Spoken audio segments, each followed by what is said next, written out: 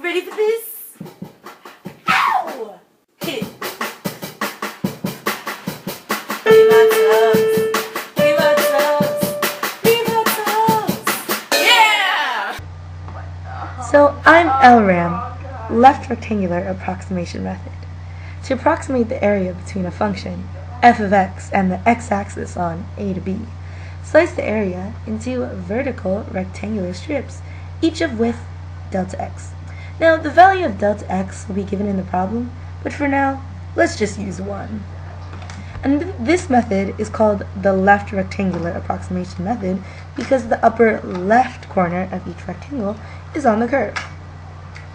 Now, to find the area between f of x and the x-axis on a to b, it can be approximated by the equation a equals delta x times all the heights of the rectangles, which is f of x.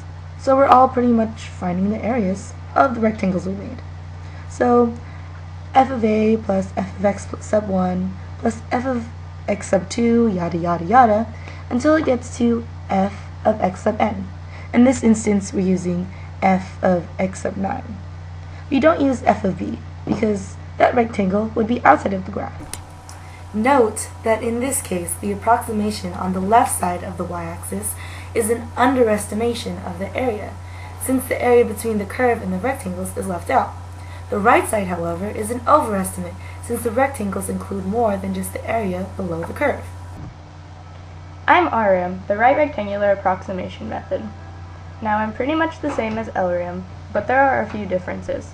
First off, when using RRAM, create rectangles with the upper right corner lying on the curve. Each rectangle should have a width of delta x, which in this problem it's still 1. Then add up the areas of all the rectangles. The formula for this is delta x times f of x sub 1 plus f of x sub 2 all the way until you get to f of b. We don't use f of a because it lies outside of the graph.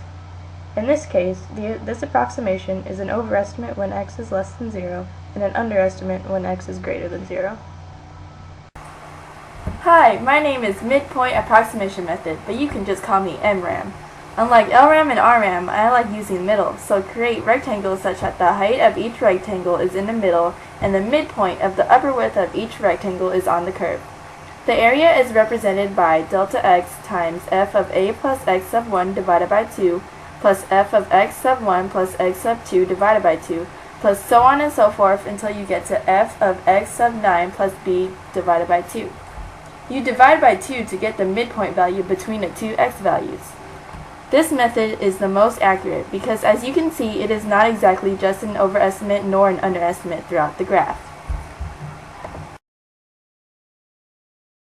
Go. Have a serious face. Come on, Elaine. Go. Wait, are we looking? Oh, okay. I messed up. Do it again. You didn't say go. Oh, no. I'm doing it. I know. But wait, let me do like several so I can like think about pick which one I want. Alright, cut it out. I'm gonna fall backwards. Too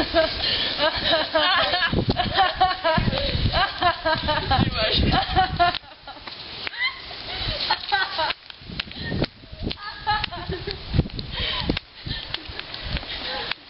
Oh my god.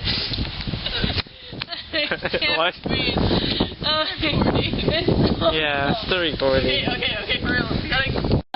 No, wait. Hold on. I'm recording Ready? right now. Set calculator. You're just doing it multiple times. I can't do an R. 3. You're just a calculator.